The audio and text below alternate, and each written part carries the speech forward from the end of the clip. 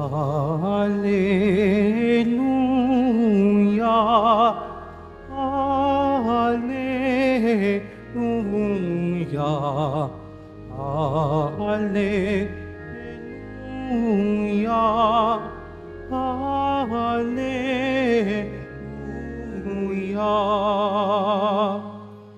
Sinag ng bukang liwayway at araw ng kaligtasan,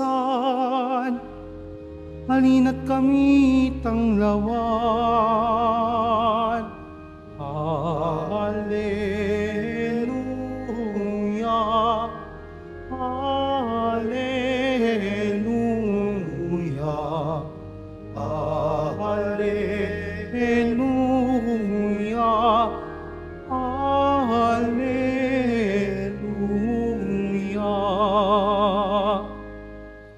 Sumainyo ang Panginoon. At sumaiyo rin. Ang mabuting balita ng Panginoon ayon kay San Lucas. Papuri sa iyo, Panginoon.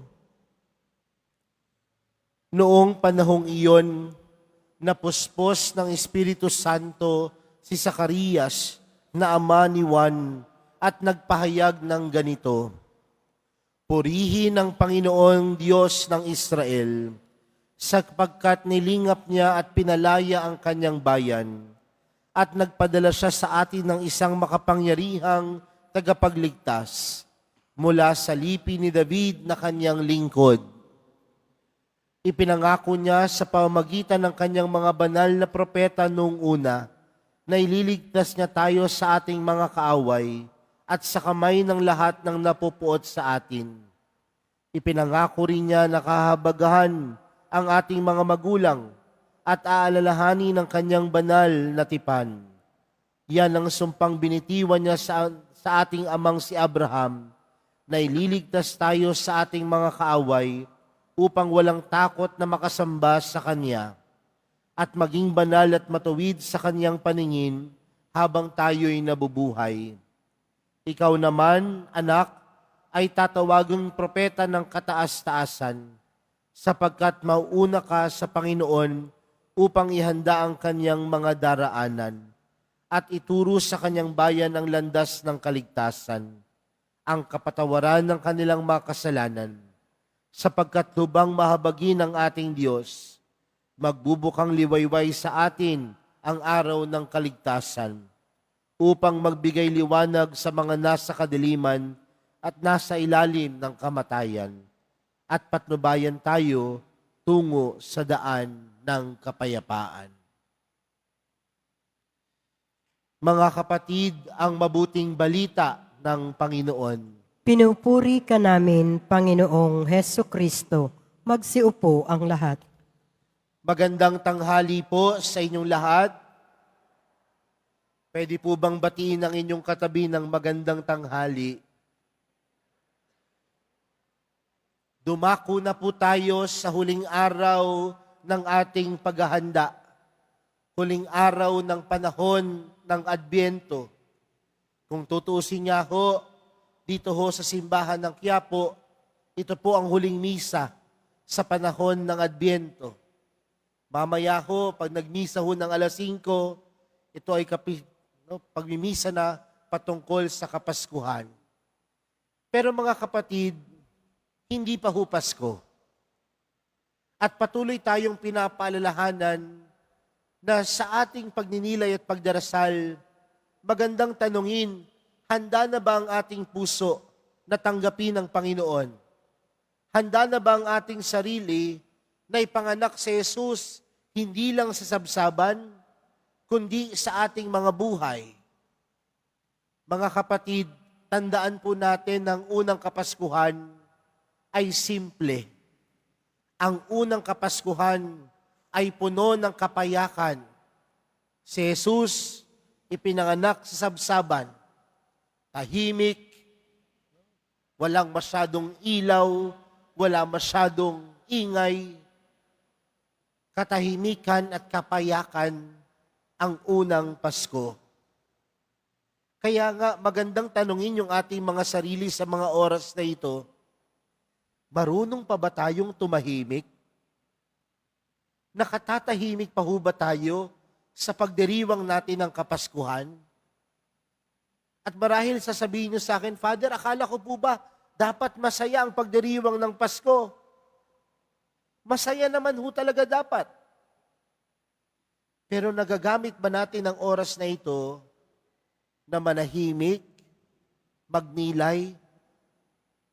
Sa atin pong ibanghelyong napakinggan po natin ang kwento ni Zacarias na nagbibigay papuri sa Diyos sa pamamagitan ng awit. At tandaan natin mga kapatid, nung inawit ni Zacarias ang awiting ito, nanahimik siya ng 9 na buwan dahil siya ay naging pipi. Pero ginamit ni Zacarias yung 9 na buwan na ito upang makita kung paanong kumilos ang Diyos sa kaniyang buhay. Ginamit ni Juan Bautista ang 9 na buwan na pananahimik upang maramdaman niya ang tunay na pagmamahal ng Diyos sa kanya. Kaya nga mga kapatid, sa buhay po natin mahalaga ang manahimik. Dahil sa mga oras na tayo ay nananahimik, mas nararamdaman natin at naririnig ang tinig ng Diyos na nangungusap sa atin. At ang pangungusap ng Diyos sa atin ay laging pagtupad sa Kanyang pangako para sa atin. At ano ang pangako ng Diyos? Pangako ng Diyos ng Kanyang pagmamahal. Pangako ng Diyos sa atin ng Kanyang awa. Pangako ng Diyos sa atin na hindi niya tayo pababayaan. Sa pananahimik, mapagtatanto natin na tayo'y magbigay papuri sa Diyos sa kabutihan, pagmamahal, at awang patuloy niyang ipinagkakaloob sa kabila ng hindi natin karapat-dapat. Kaya mga kapatid, sa kapanganakan ng Panginoon, yan ang regalo sa atin ng Diyos. At ang regalo ng Diyos ang pinakamaganda dahil si Jesus ang kanyang ipinagkaloob. Hindi tayo karapat-dapat. Marami tayong pagkukulang. Marami tayong pagkakasala. Pero ang Diyos ay mapagmahal. Ang Diyos mabuti. Kaya, tingnan natin sa ating buhay mga kapatid. Maraming pagkakataon na kumikilos ang Diyos. Maraming pagkakataon na ang Diyos ay tunay na sumasa atin. Pangalawang bagay mga kapatid, sa pananahimik, ito ay nagdudulot sa atin upang magbalik loob sa Diyos. Meron po ba sa inyo ditong nagsisimbang gabi? Meron nakakompleto ng simbang gabi po sa inyo? Siguro kaya ho kayo nagsimba ngayong tanghali, no? Hindi kayo nagsisimbang gabi. Pero sino ho sa inyo nagsisimba madalas? Ay, hindi rin ho madalas, no? Yung ngayon lang nagsimba, sino ho? Meron po ba? Yung ngayon lang nagsimba, no? Pero tandaan natin mga kapatid, na sa pagdalo natin ng banal na misa, pagdalo natin ng banal na Eucharistia, sa pagtanggap natin kay Jesus, ito'y nagdudulot sa atin ng pagbabalik loob sa Kanya. Sa pananahimik natin na pagtatanto natin sa Kanyang kapanganakan, sa Kanyang pagdating, ito'y panawagan sa atin ng magbalik loob sa Panginoon. Naalala ko po nung ako po ay batang pari, doon po sa unang-unang parokya ko po, lagi pong may nagsisimba sa akin na isang matandang babae. Kapag 5 beses po ang misa ko tuwing araw ng linggo, 5 beses din siyang magsisimba. No? Kaya nga, minsan napag-isipan ko na rin yung matanda, sabi ko, bakit kaya ako sinusundan nito lagi? Kaya isang araw, lumapit sa akin itong matandang babae na ito. Sabi niya sa akin, you know, Father, gustong-gusto kita. Pero may problema ako sa iyo. Sabi ko, anong problema ho ninyo, Nay? Magaling ka sana eh. Kaya lang, paulit-ulit yung homily mo. Sabi ko kay Nanay, sa isip-isip ko, sana siya na lang ang nagpari. Pero siyempre, hindi ko sinabi. Pero sabi ko sa kanya, di ba, Nay, halos araw-araw nagsisimba kayo. Tuwing araw ng linggo, kung 5 beses po ako magsisimba, 5 beses din po kayong magsisimba. 5 beses din ho kayo mangungumunyon. 5 beses din ho kayo makikinig ng salita ng Diyos. Pero ang tanong, yung pag-uugali po ba ninyo nagbago na?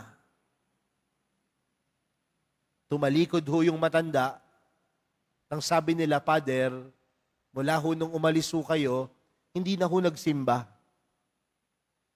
Sabi ko, kasalanan ko pa. Sino ulit yung mga nagsisimba? Wala nang nagtaas ng kamay. Nahiya na. Kasi baka hindi po ito nagdudulot sa atin ng pagbabalik loob sa Panginoon. Tapos na ang paghihintay. At nung tayo ay naghihintay, alam natin na darating ang Panginoon. At sa pagdating ng Panginoon, panawagan sa atin, magbalik loob sa Diyos. Mga kapatid, mabuti ang Diyos. Sa kabila ng ating kakulangan, pagkakasala, pagkadarapa sa buhay, meron tayong Diyos na mabuti. At kung meron tayong Diyos na mabuti, ang hamon sa atin, magbalik loob sa Panginoon. Sa pagdiriwang natin at pagtatapos ng panahon ng Adbyento at sa pagdiriwang natin ng Kapaskuhan, tinatawagan tayong magdiwang, ngunit manahimik at tingnan ang pagkilos ng Diyos sa ating mga buhay. At tunay nating masasabi, ang Diyos na meron tayo, Diyos na mabuti. Amen.